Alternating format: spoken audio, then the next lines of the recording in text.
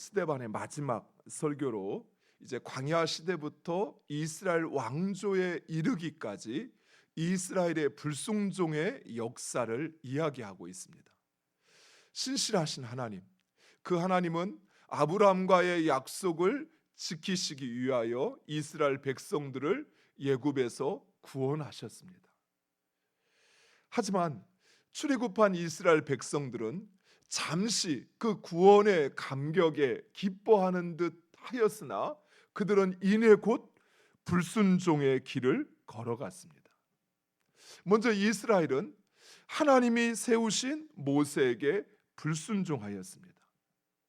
이스라엘 백성들은 하나님께서 세우신 모세에게 불순종하고 자기들이 세운 아론에게 복종하는 길을 가게 됩니다.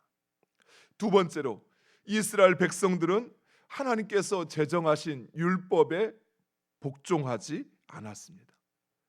하나님은 이스라엘과 언약을 맺고 이스라엘 백성들에게 율법을 주셨습니다. 즉, 이 말은 하나님께서는 이스라엘 백성들에게 억지로 율법을 떠넘긴 것이 아니었습니다. 하기 싫은데, 하고 싶지 않은데 하나님께서 억지로 이것을 해야만 된다라고 이야기한 게 아니었어요. 너희가 진정 내 백성이 되고 내가 너희의 신이 되기를 원하느냐라고 묻고 그들의 그 하나님과의 언약에 동의하여 그래서 하나님께서 이스라엘 백성들에게 율법을 주신 것입니다. 따라서 하나님의 언약 백성이라면 그 하나님의 언약을 지키는 것은 너무나도 당연한 것입니다. 하지만 이스라엘 백성들은 하나님의 율법을 지키지 않았습니다. 우상 숭배를 그토록 강하게 하나님께서 금지하셨지만 나 외에는 다른 신을 섬기지 말고 하늘과 땅에 있는 그 어떤 형상도 만들지 말고 절하지 말라라고 말씀하셨지만 이스라엘 백성들은 자신들의 욕망을 쫓아 우상을 만들고 그것을 섬기었던 것입니다. 하나님께서는 이웃을 사랑하라 말씀하셨지만 이스라엘 백성들은 이웃을 그저 착취와 수탈의 대상으로만 여겼던 것입니다. 무엇보다도 하나님께서 이러한 율법을 주신 목적은 인과 의와 신에 있었습니다. 즉, 이스라엘 백성들이 하나님의 창조물로 살아가게 하시기 위해서 또 그 하나님의 뜻을 이루고 그리고 하나님을 믿는 믿음으로 살아가게 하시기 위해서 하나님은 율법을 주신 것이었어요. 그런데 이스라엘 백성들은 이 인과 의와 신은 다 내다 버리고 그저 율법의 껍데기만을 붙잡고 있었던 것입니다. 율법의 껍데기만, 즉 형식적으로 율법을 지키면서 마치 자신은 하나님의 뜻을 이루고 또 하나님을 믿는 믿음으로 산다 그리 여겼던 것입니다. 사랑하는 성도 여러분, 하나님의 언약 백성이라면 하나님의 말씀을 지키는 것은 너무나도 당연한 일입니다. 요한 사도는 너희가 하나님을 사랑하면 그 하나님의 율법을, 하나님의 말씀을 반드시 지킬 것이라 이야기했습니다. 즉, 율법은 단순히 의무적인 것이나 책임에 관한 것만이 아니라 율법은 하나님에 대한 우리의 사랑의 증거라고 하는 것입니다.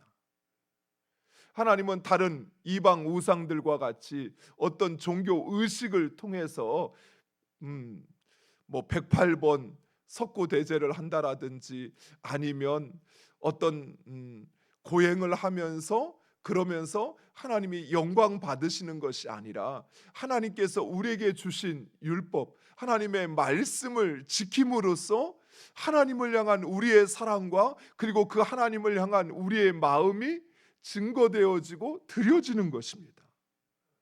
무엇보다도 하나님께서 우리에게 주신 말씀은 진리요 생명이요 그리고 우리를 축복하시기 위한 것입니다. 사랑하는 성도 여러분, 우리가 자녀들에게 때로는 이렇게 훈계를 할 때 자녀들이 우리의 훈계를 듣는 둥 마는 둥, 또는 그 훈계를 들을 때 그것을 가찮게 아무렇지 않게 여기는 것을 볼 때 우리 마음이 속상한 것처럼, 정말 우리가 자녀들에게 그들이 잘 되는 길, 또 그들이 정말 이 땅에서 잘 사는 길을 위해서 그래서 권면을 하는 것처럼, 하나님께서도 마찬가지, 하나님께서도 우리에게 주신 이 말씀은 그저 잔소리가 아니에요. 또는 우리를 힘들게 하기 위한 것이 아니에요.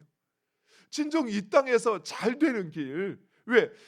이 땅의 모든 섭리를 창조하시고, 그리고 이 땅을 주관하시는 하나님께서 그의 형상으로 창조하시고, 또 그 자신의 독생자를 내어주면서까지 구원하신 그 백성들에게 잘 되는 길, 잘 사는 길을 말씀하시지, 우리를 세상에서 고난되고 세상에서 우리를 힘들게 하는 그런 것을 우리에게 주시겠습니까? 그런데 언제부턴가 우리의 마음속에는 하나님의 말씀은 힘든 것이라는 인식이 자리 잡기 시작했어요. 말씀대로 사는 것은, 그것은 너무나도 힘들고 어려워서 나는 안 되고, 목사님이나 아니면 특별한 그런 어떤 부름을 받은 사명자들이나 그런 사람들이나 그렇게 산다고 생각을 해요. 그리고 내 뜻대로 세상의 방법대로 살고는 거기에서 환난을 당하고 어려움을 당하면 그제서야 하나님께 찾아와요. 그리고는 하나님 도와달라고 말씀하셔요. 하나님 누누이 하나님의 말씀대로 살면 땅에서 잘되고 내가 장수하리라 말씀하셨는데, 그 길은 다 내다 버려놓고 그 말씀은 지키지 않고, 그리고는 하나님 나 좀 살려주세요, 하나님 내가 하는 것처럼 하는 일 좀 잘되게 해주세요, 그렇게 하나님께 간구하고 있는 우리의 삶의 모습을 보게 됩니다. 물론 하나님의 말씀대로 이 세상에서 사는 것은 어렵습니다. 왜 그럴까요? 세상 사람들은 다 자기 욕망대로 살기 때문에 그래요. 세상 사람들은 그들이 생각하기에 편하고 쉬운 길, 그 길을 찾아서 모두 다 그 길을 가니까, 그 길을 가지 않는 우리가 외롭고, 또 나 혼자 그 길을 가는 것 같으니까 너무나도 힘들게 여겨지는 것입니다. 그러나 사랑하는 성도 여러분, 그 길이 사는 길이에요. 그 길에 생명이 있어요. 그 길에 축복이 있어요. 하나님께서 아브라함을 부르신 이유가 무엇입니까? 그를 통하여 이스라엘 백성들, 하나님의 백성을 세우시기 위함이지만 또한 아브라함을 축복하시기 위한 것이었어요. 그래서 실제로 아브라함은 하나님이 주신 그 복을 누렸습니다. 어떻게 해요? 하나님의 말씀에 믿음으로 순종해서. 이처럼 우리 역시 마찬가지. 하나님 주신 말씀은 우리에게 주신 진리요 생명이요 축복의 길입니다. 세 번째로, 이스라엘 백성들은 하나님의 성막보다 몰락의 장막을 더 받들었다라고 스데반은 말씀하고 있습니다. 성막은 하나님께서 이스라엘 백성들과 함께하고 있다고 하는 것의 증거였습니다. 또한 성막은 이스라엘 백성들이 하나님 앞에 살아가고 있음을 증거하는 것이었습니다. 마치 세상 가운데 교회가 하나님의 존재를 증거하듯이 당시 성막은 그러하였습니다. 하지만 이스라엘 백성들은, 문제는 하나님을 그 성막 안에 가두어 버리고 말았던 것이에요. 즉 하나님은 그저 성막 안에 계시는 분, 그리고 이 밖의 일들은 이제 우리가 알아서 하는 것이다. 그래서 오늘 보니까 몰록의 장막과 신 레판의 별을 받들었다라고 이야기합니다. 여기서 몰록은 당시 암몬 자손이 섬기던 암소 모양의 인간의 몸을 가진 그런 신이었습니다. 성경에 보면 솔로몬도 이 몰록을 섬기었다라고 이야기하고 있습니다. 그리고 신 레판의 별이란 별 모양의 신으로 이스라엘 백성들이 광야 시대를 살 때 끊임없이 섬기었던 신들 중에 하나였습니다. 오늘날 많은 성도들 역시 하나님을 섬긴다 하면서도 하나님을 예배당 안에 가두어 버리고 정작 나의 예배당 밖의 삶 속에서는 하나님과 상관없이 살아가는 것을 보곤 합니다. 예배를 드릴 때는 하나님을 찾고 하나님을 높이고 그리고 그 하나님 앞에 엎드리는데, 예배당을 나가는 바로 그 순간부터 더 이상 하나님은 그 마음 속에, 그의 말 속에, 그의 삶 속에 계시지 않는 것이지요. 사랑하는 성도 여러분, 하나님은 이 예배당 안에 계시거나 또는 예배 때 반짝 만나는 그런 분이 아니십니다. 오늘 본문 말씀에 스데반은 성경을 인용하여서 하나님은 저 하늘과 그리고 이 땅 그 어디에나 계시는 분이시다라고 말씀하고 있습니다. 즉 하나님은 언제 어디서나 우리와 함께 하시며 그리고 우리를 통해 영광 받으시는 분이십니다. 만약 우리가 예배당 안에서만 하나님을 높이고 그리고 그 하나님을 영광 돌리고 그리고 저 예배당 밖을 나가는 순간부터 마치 하나님은 나의 삶에 전혀 관여하지 않거나 내 삶에 함께하지 않는 분인 것처럼 내가 말하고 생각하고 행동한다면 어쩌면 우리는 외식적이거나 아니면 위선적인 사람이 되어가고 있는 것입니다. 예배당 안에서는 그 누구보다 하나님을 사랑하는 것처럼, 그 누구보다 하나님을 영화롭게 하는 것처럼 그렇게 간절히 예배드리지만 예배당을 나가는 순간 내 마음속에서 그 하나님은 완전히 사라져 버린다면, 나의 말 속에 예배당 안에서는 하나님을 높이고 하나님을 부르고 하나님을 인정하고 하나님을 찬양하지만 저 예배당 밖에 나가서 내 입이 더 이상 하나님을 찬양하지 않는다면, 내 입이 더 이상 그 하나님을 이야기하지 않는다면 우리도 모르는 사이에 우리는 위선자가 되고 있는 것이에요. 왜요? 만약 하나님이 예배당 안에만 계신 분이라면 그렇게 해야겠죠. 그러나 하나님은 예배당 안에만 계신 것이 아니라 저 밖에도 계시거든요. 우리 가정에도 계시거든요. 우리 삶의 직장에도 계시거든요. 내 사업장에도 계시는 분이시거든요. 그러면 그곳에서도 하나님을 이야기하고 그리고 그 하나님을 높여야 하는 것입니다. 여러분 한번 생각해 보세요. 여러분 친구를 만나러 갔습니다. 그 친구가 여러분을 데리고 그 친구가 아는 여러 사람들 앞에 갔어요. 그런데 마치 여러분이 옆에 있지도 않은 것처럼 여러분을 무시해 버리고 그 사람과만 이야기하고 그 사람에게 나를 소개시켜 주지도 않고 그리고 그 대화 속에 전혀 끼지도 않는다면 여러분은 어떻겠습니까? 그 사람하고 다시 가고 싶어요? 저는 안 갈 것 같아요.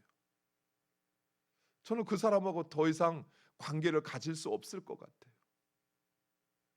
내가 그 옆에 있는데 마치 아무것도 아닌 것처럼, 남 모르는 사람처럼 그렇게 나를 무시하고 나를 존중하지 않고 나를 인정하지 않는다면 내가 왜 그 사람 곁에 있어야 합니까? 사랑하는 성도 여러분, 우리도 이처럼 하나님은 언제나 우리와 함께 계시는데, 지금 내 옆에 나와 함께 계시는데 내가 있는 그 자리에서 마치 하나님이 없는 것처럼 내가 행동하고 내가 말하고 그렇게 내가 살아간다면 우리 하나님이 어떠실까요? 사랑하는 성도 여러분, 하나님은 결코 이 안에 계시지 않습니다. 이 안에만 계시지 않습니다. 하나님은 저 문 밖에도, 그리고 여러분이 있는, 여러분이 사는, 여러분이 발을 내딛는 그 어디나 여러분과 함께 하심을 믿으시기 바랍니다. 인정하셔요. 하나님이 나와 함께 있다는 사실, 그리고 내가 그 하나님 앞에 살아가고 있다는 사실, 그것을 인정하시고, 그렇다면 이제는 하나님 앞에서 내가 어떻게 살 것인지, 하나님이 내 앞에 계시는데 내가 그렇게 욕지거리를 아무렇지 않게 할 수 있을까요? 하나님이 나를 지켜보고 계시는데 내가 그 앞에서 오히려 하나님을 무시하는 듯한, 하나님을 경멸하는 듯한 그런 행동을 아무렇지 않게 할 수 있을까요? 사랑하는 성도 여러분, 여러분이 하나님을 인정하면 하나님은 여러분의 삶 가운데 일하시고 역사하십니다. 여러분이 하나님 앞에 살아가고 있음을 깨닫고 여러분이 행동한다면 하나님은 그것을 통해서 영광 받으실 뿐만 아니라 여러분의 삶을 축복하시고 그리고 그 가운데 일하시고 역사하시는 하나님이심을 믿으시기 바랍니다.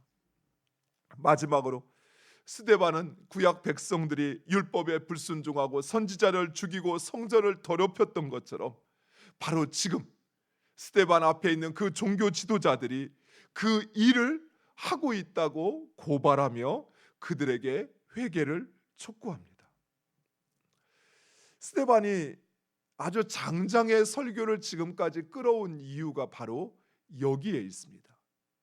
스데반을 고소했던 사람들은 스데반이 율법과 성전을 모독했다고 하는 죄로 고소했습니다. 그러나 정작 그 율법과 성전을 모독하는 자들은 바로 그를 고소한 자들, 즉 성전을 강도의 소굴로 만들고 하나님의 언약 백성에게 준 그 율법의 목적인 인과 의와 신은 다 내다 버리고 그 껍데기만을 붙잡고 있는 그들이 바로 율법을 모독하는 자들이라는 사실을 스데반은 지금 이야기하고 있는 것입니다. 하나님의 선지자요 구원자이신 예수 그리스도, 그분에게 복종하지 아니하고 오히려 그분을 죽이고 성전을 자기들의 욕망의 수단으로 만들어버린 그 대제사장과 종교 지도자들, 그들이 바로 성전을 모독하는 자들이었습니다. 사랑하는 성도 여러분,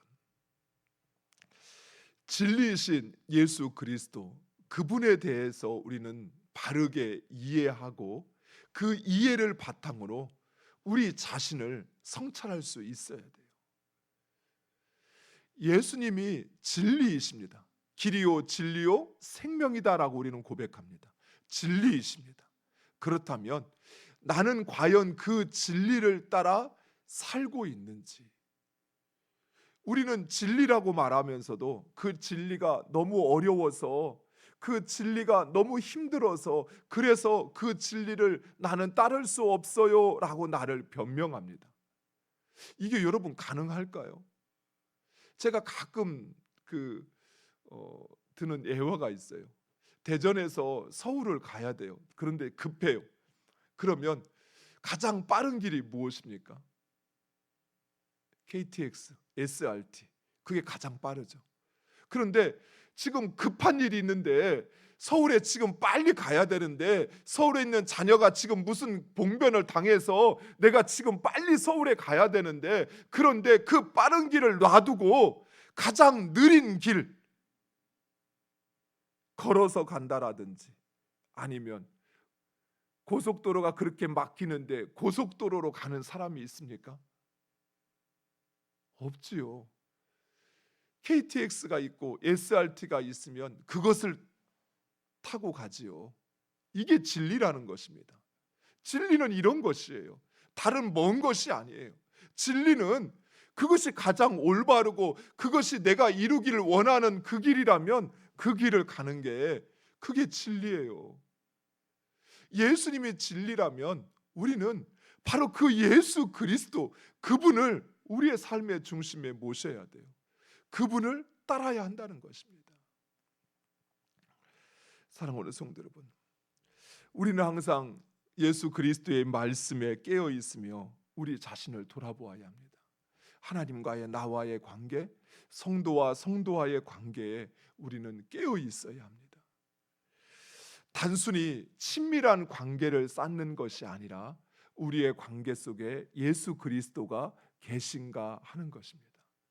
또 우리가 하는 행위 속에 예수 그리스도, 진리이신 예수 그리스도가 있는가라고 하는 것을 우리는 항상 살펴야 돼요. 그래서 우리의 삶을 성경은 예수 그리스도로 채우라라고 말씀하고 있습니다.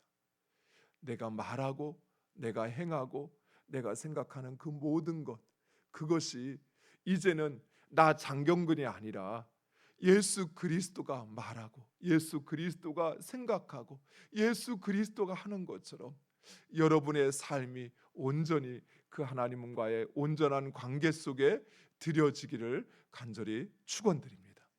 기도하겠습니다. 아버지 하나님,